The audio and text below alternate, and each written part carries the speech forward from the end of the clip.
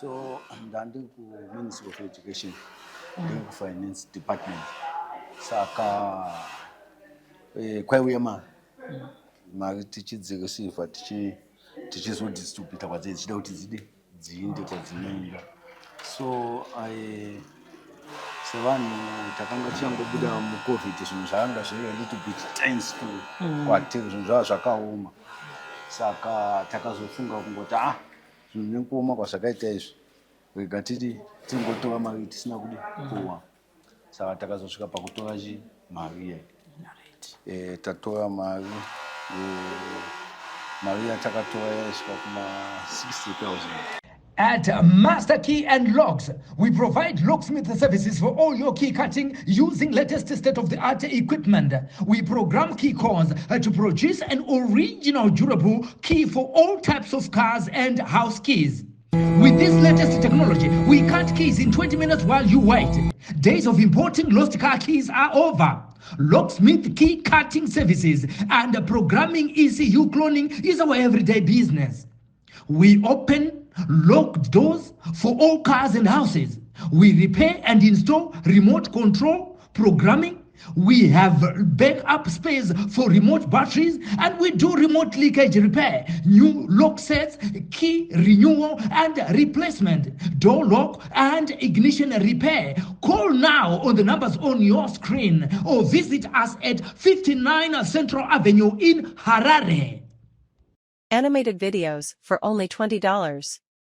Take advantage of this limited time promotion to bring your ideas to life with stunning animations.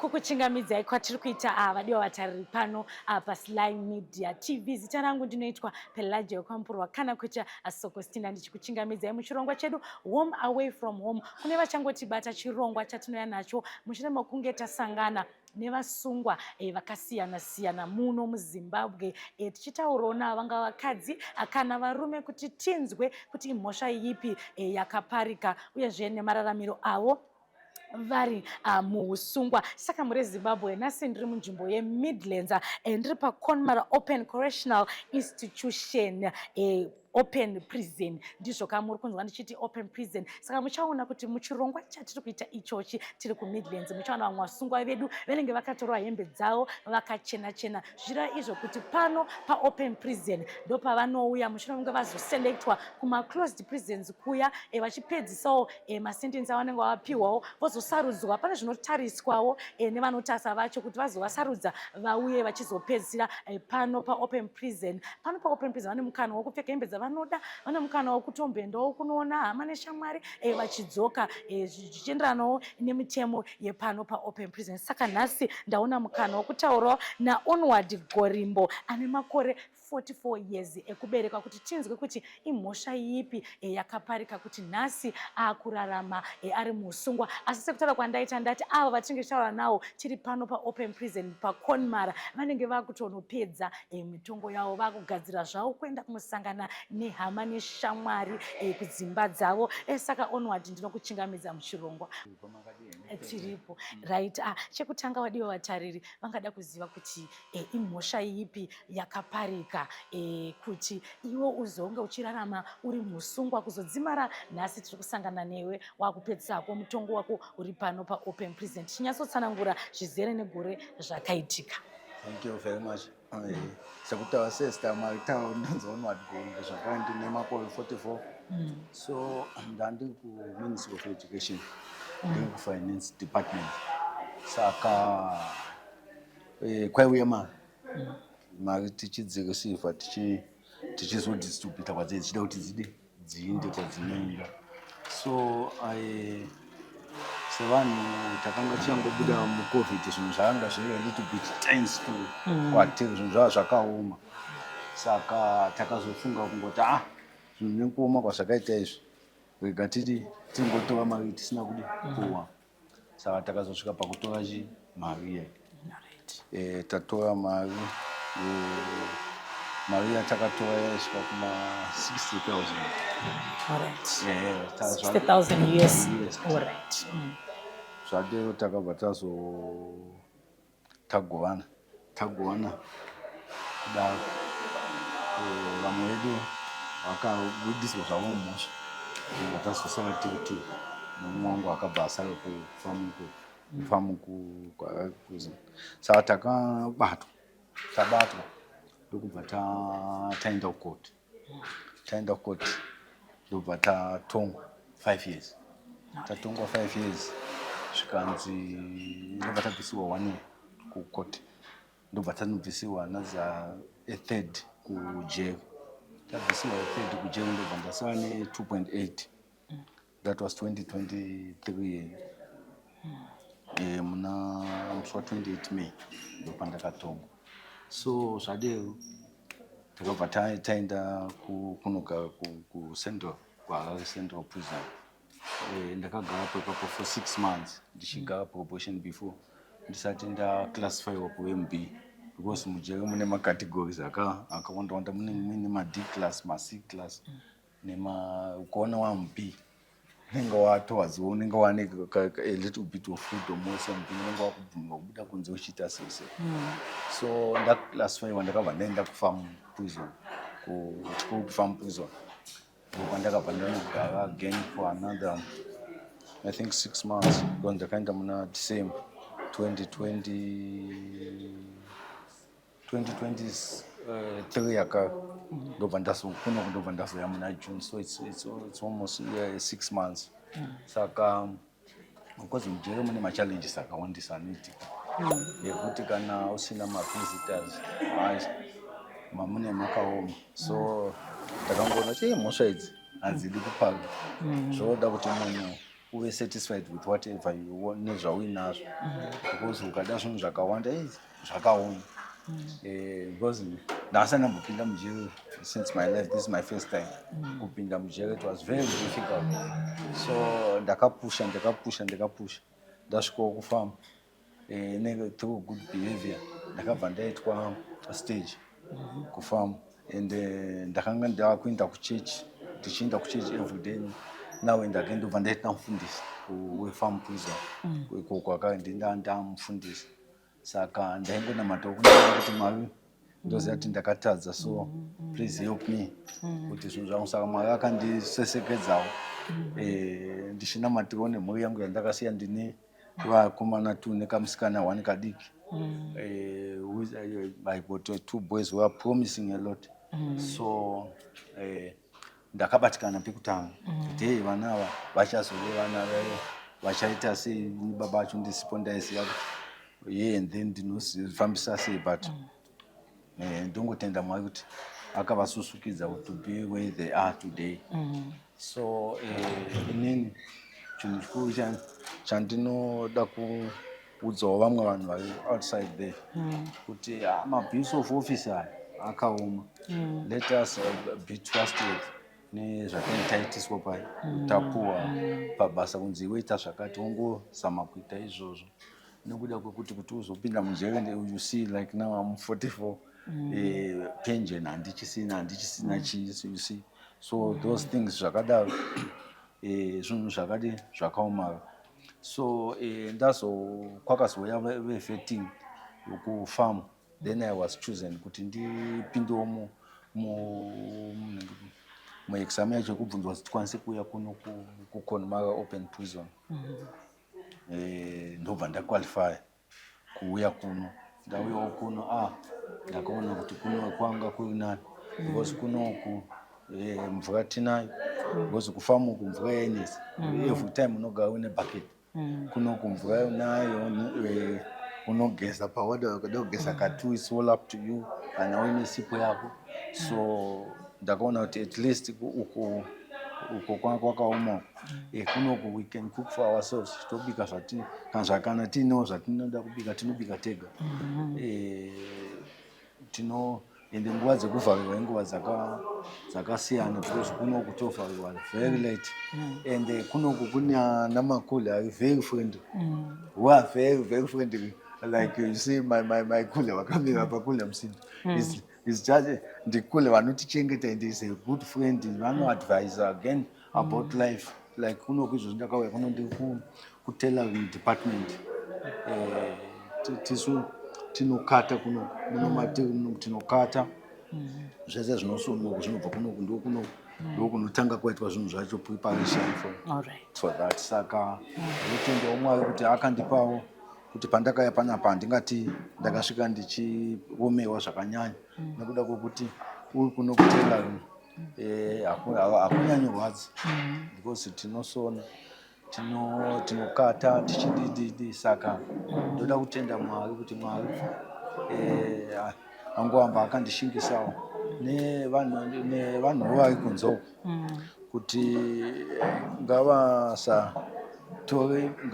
ngavasatore zvimwe zvinhu for granted because mhosva dzinopawa every day ndakatozozvionawo ndamunombuti pakati paipa ndaipawa mhosva but imhosva yaitosungisa but ngoti dheka ngokusunga ngesati rasvika saka ndoda kungoudza vanhu kuti people must always abide by the constitution. All right. Thank you so much, Onward Gorimbo. Ndofunga changoti mubvunzo wandinawo mushoma tichida kuti tidzokere mbijana kumhosva kuti pamakazenge imimi maita zvekutora mari 60,000 years maiva vangani? Taive 5. Maiva muri 5. Ndokubva mhosva yazosara ichibata vairi chete. Vatatu haina kubatwa. Hawana kubatwa wakazongosiya wavo kwekuinda nezvekuita. Saka maida kuzosheyana mari yakamira kana kuti pamakatosheyana ndoti makatosheyana ndizvo? Yakatosheyana. Mumwe nomwe akaona mari? Zvaisiyana kuti iwewe uri capable kudzosera mari after how long because asingadi kutora mari kuti ite yedu zvachese. All right. Taida kutora mari kuti tobva tati ukamboishandisa umbono ispina ubva kutati tadzosera. Zvinhu zvaiitika for a long time. Hazvizi kuti kwangu kutanga kuita zvinhu zvakadai. Tasi takatora toshandisa todzosera. Aiwa, ndinotenda nekuti tsanangurira. Ndofunga mataura zvakawanda mukunedzidziso. Ndofunga panguva ino tiri kuona kuti imimi mubvunzo wandakada kubvunza ndokuti tinoti dai musina kuzowana mukana wekuya kuopen prison ndoda kuti rangada kuziva kuti mainge muchifanirwa kuzobuda gore ripi? 2026 January. Alright. Asaka regai mutende kuti Mwari akanaka zveshuwa nekuti tinonzwa kuti kuno open maabunesi akauya munenge makuenda kumba ndizvo? Atenge takuenda kumba kana yakangoya toenda kumba. Alright. Tinotenda ndakuda kupewa mukana panguva ino nekuti tiri kuona kuti matwa padyo nekuenda kumba nekunosangana nemhuri nehama neshamwari ndezvichipiwo pane pamataura mukati inini ko zvino mhosva yakaparika handisina kana penjeni zvida kuti upenyu kutobuda nekunotangidza zvakare nekupfurira mberi. Ndida kupai mukana kuti mutaure nemhuri yeZimbabwe zvamungadawo kubatsirwa nazvo kuti kana muchinge mabuda munoonawo pekutangira muchengete mhuri yenyu. Ndinotenda nekuone mukana wamandipa chokwadi sekutaura kwandaita inami family man ndine mudzimai nevana vatatu zvekuti chinhu chikuru chandokumbira kumhuri yeZimbabwe ndechekuti kana ndazobuda kunzoko ndiwane pekutangira ndiwanewo zvekuita kuti pane vane makambani ekusona vanogona kundidedze kuti ndiwanewo basa.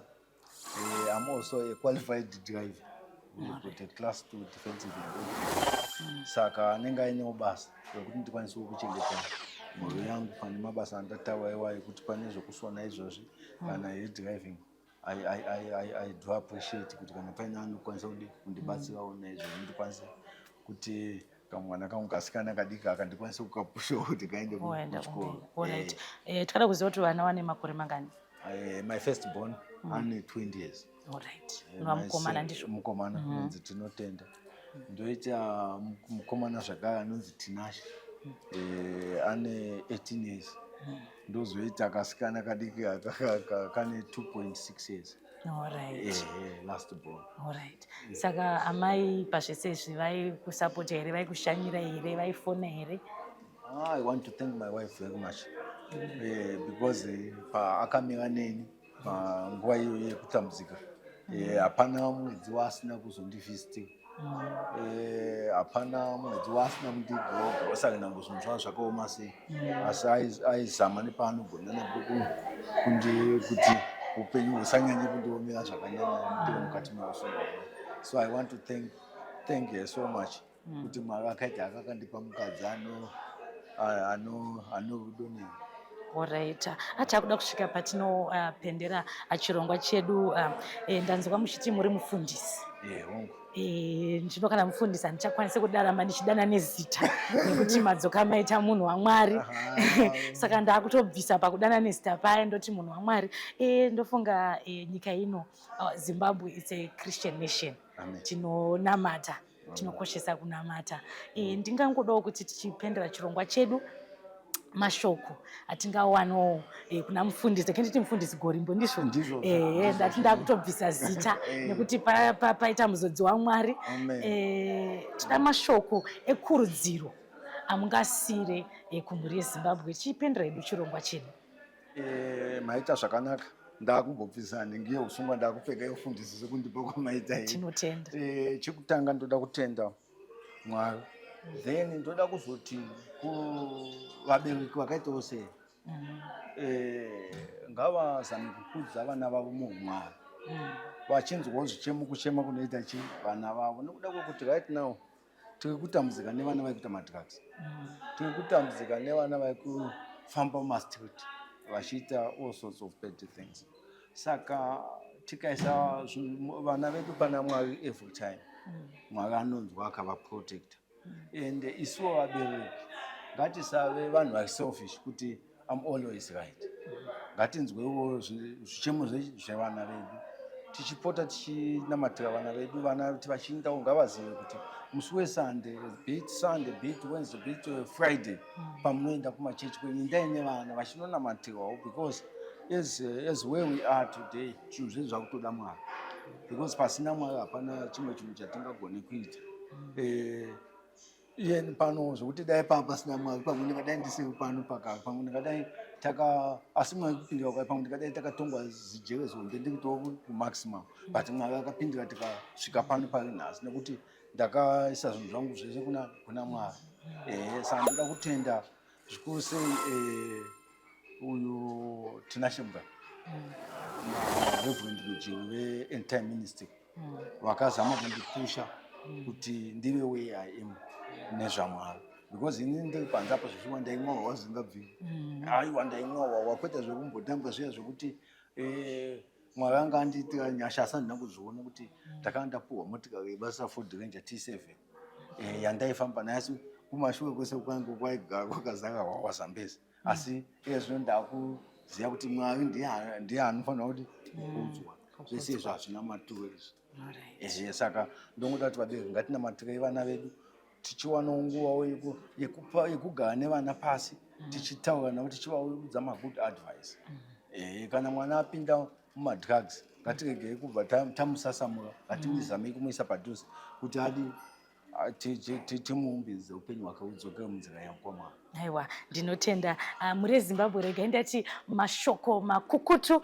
Pangona ndichangoti mufundisi Gorimbo asi anonzi Onward Gorimbo, murume ane makore 44 years ekuberekwa. Ndofunga apa nhoroondo maitikiro akaita mhosva yakazoita kuti vange vachirarama vari muusunga mushure mekunge vatora mari pabasa vachida kushiyana. Zvanga zvakaoma nguva yacho, taingoti tikatenderedza mari todzosa, asi vakazobatwa nemhosva. Asi taona dzidziso yakanaka yatazosirwa yekuti wabereki imimi hatinewo nguva yekugara nevana pasi tichivanamatira vana vedu zvakare. Tiwanawo mukana kuti kana taona kuti mwana aita zvemadrugs handiyo nguva yekumurasa mwana iyi, asi ndiwo nguva yekuti umutore, umubatsire, umunamatire, ufambe naye dzimara adzoka kuita munhu kwaye. Matanchipiwa dzidziso kubva naOnward Gorimbo. Tiri pano paKonmara Open Prison muri Zimbabwe. Regai ndikutendei nekuona chirongwa ichochi. Kune vachadawo kubatsira murume uyu ataura kuti ndakubuda ndichadawo pekuti ndinosvika ndichitangira, ndakasiyawo